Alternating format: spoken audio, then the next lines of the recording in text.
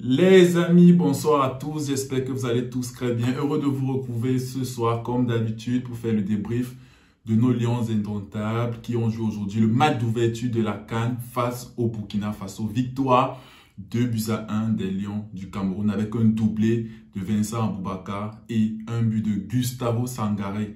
Qu'est-ce que je vous ai dit les amis? Ça fait longtemps que je parle de ce joueur Gustavo Sangaré. Ça fait près de 2 mois que je parle de ce joueur. Je parle de lui, c'est un très bon joueur.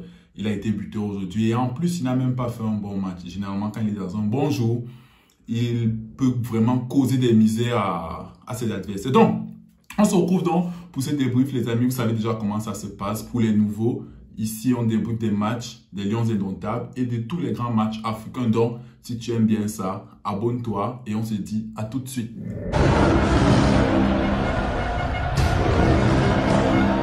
Donc, les amis, on va donc parler du match comme d'habitude en donnant le classement, en faisant un bon débrief. On va donner nos tops, nos flops. Dites-moi déjà en commentaire quels sont vos tops, vos flops. Et après, on va clôturer par la rubrique d'hiver. On va parler tranquillement comme d'habitude. Et je vais donner mon avis dans cette vidéo. Ce n'est que mon avis comme d'habitude. Donnez-moi aussi votre avis en commentaire. Comment vous avez trouvé l'équipe du Cameroun, ce premier match. Un match avec beaucoup de pression, les amis. Le premier match, c'est le match le plus compliqué d'une compétition. Et n'oublions surtout pas que le Cameroun n'a pas eu de match préparatoire. Contrairement au Burkina Faso qui a quand même pu jouer le Gabon, ils ont gagné 3-0. Ils ont pu jouer la Mauritanie. Le Cameroun n'a pas eu de match pour se préparer. C'est pour vous montrer encore le côté mental de cette équipe du Cameroun. On a déjà fait des vidéos présentation du Cameroun. Ça va s'afficher là. Allez cliquer. On a parlé du mental de l'équipe du Cameroun. Le Cameroun n'a pas préparé de match. Donc, c'est-à-dire quoi? Ils n'ont pas la compétition dans les jambes, quoi. Vous savez que les entraînements, c'est bien, mais ça ne remplace pas la pression et la haute intensité d'un match. Donc, le Cameroun, psychologiquement, a répondu présent. Je vous ai déjà dit, la force de cette équipe, c'est la force mentale. Le Cameroun, le beau jeu, ils ont les joueurs et la qualité pour, mais le Cameroun n'est pas reconnu pour le beau jeu. Le Cameroun gagne à l'expérience et au mental. Et ça s'est encore vu aujourd'hui. Ouverture du score du Burkina Faso de Gustavo Sangaré. On va revenir tranquillement. C'est un résumé rapide. Ouverture du score de Sangaré. Et là, sincèrement, si vous n'êtes pas une équipe avec une force mentale au-dessus de la moyenne, vous perdez le match devant votre président et là, vous mettez la honte à Popol. Donc, le Cameroun a donc répondu avec un doublé de Vincent Aboubakar sur penalty. Il faut voir la qualité du penalty, les amis. Les gens disent souvent que le penalty, c'est de la chance, c'est du hasard. Jamais. Faut pas dire ça. Ceux qui ont ne serait-ce que joué la boîte au pays savent que quand on te met un penalty là devant tout, même la cour de récréation au collège et tout, on te dit de tirer, c'est pas facile. Regardez le temps d'attente de Vincent Aboubakar. Regardez comment il lève la tête pour regarder le gardien jusqu'au dernier moment. Hervé Kofi, c'est pas le dernier des gardiens. C'est un très bon gardien. Regardez le temps d'attente que Vincent Aboubakar met. Et regardez comment il lève la tête pour décider jusqu'au dernier moment où est-ce qu'il va mettre le ballon au fond. Les amis, ça c'est de l'entraînement et ce n'est pas de la chance. Ça c'est ce qu'on appelle le haut niveau et l'expérience. Donc, on va donc parler rapidement de ce match, les amis. Donnez-moi votre avis déjà en commentaire. Match difficile du Cameroun déjà, hein. Match très difficile, mais le Cameroun qui a gagné ça au mental et au forceps, comme le Cameroun a l'expérience devant son président, Popol, comme on l'appelle au pays. Donc, on va donc essayer d'entrer dans le match. Déjà, les premières minutes, sincèrement, la pression, un match en jeu, pression incroyable. Même le coach, j'ai vu sur le visage de Conceição, il était sous pression. Parfois, il passe s'asseoir sur le banc, il fait des... C'est pas un match facile. Le premier match, tu es à domicile, c'est pas facile. Donc, sincèrement, les 5 premières minutes, oui, le Cameroun, sous pression, ils viennent en 4-3-3. J'ai d'abord cru que c'était un 3-5-2, mais non, c'est un 4-3-3. Avec, je ne vais pas reprendre le classement, vous savez déjà et tout. Mais il y a une surprise avec Nou Tolo en latéral gauche et surtout Koundé Malon qui est préféré au milieu de terrain. Dites-moi déjà en commentaire si vous avez validé Nou Tolo et Koundé Malon. Bon, Koundé Malon, je pense que son rôle était de mettre l'impact physique. Je pense qu'il a répondu, hein, mais il a été préféré à Martin Ongla qui, pour moi, je pensais qu'il avait déjà assuré une place de titulaire. Mais ça prouve encore que Antonio Conceição fait confiance à tout son banc. C'est-à-dire quoi? Si ce qu'il voit aux entraînements, si tu es le plus méritant, il va te faire jouer. Et c'est en fonction de l'adversaire qui fera jouer son équipe. Donc, Le Cameroun, donc, qui vient avec son 4-3-3, le Burkina Faso qui vient avec son 4-2-3-1, avec cette colonne vertébrale qu'on a déjà présentée en avant-match. On ne va pas revenir dessus. Cliquez là, vous allez voir la vidéo d'avant-match. J'ai déjà présenté la colonne vertébrale du Burkina Faso, Kofi, Edmond Tatsoba, qui est absent aujourd'hui. C'est pour ça que je vous dis que si Tatsoba était là, toutes les erreurs défensives que vous avez vu Dayo faire, ou bien, comment il s'appelle encore, ça pourrait être Bayala ou Bayo.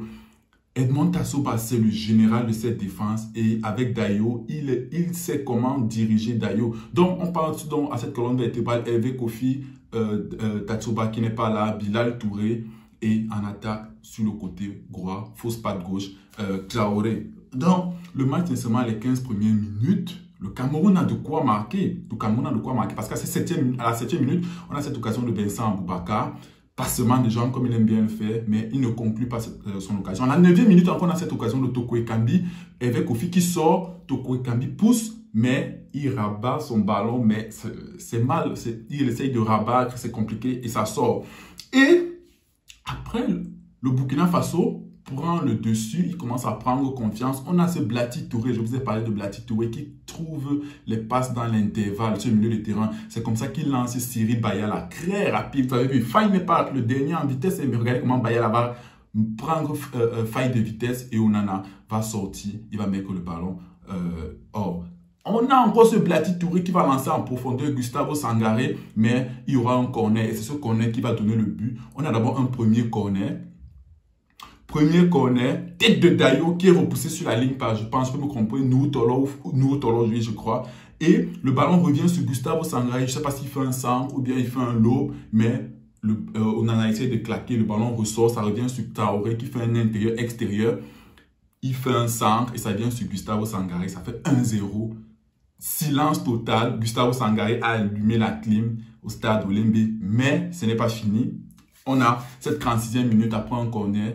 Faute sur Zambouanguissa, la VAR intervient. Il faut rappeler que la VAR est à la CAN. C'est une première fois. Il y a eu beaucoup de temps d'attente. On peut parler de la VAR. Il y a eu beaucoup de temps d'attente, mais c'est une première fois. Donc, il faut donner du temps. C'est la première fois qu'il y a la VAR dès le début de la compétition en CAN. Et ça va faire 1-0 pénalty transformé par Vincent Aboubakar. Et à la 46e minute, on a encore cette faute de Dayo qui fait un tag. Pour moi, je ne vois pas l'utilité de se faire un tag. Nous, avait déjà fait un centre qui était sorti en corner concret.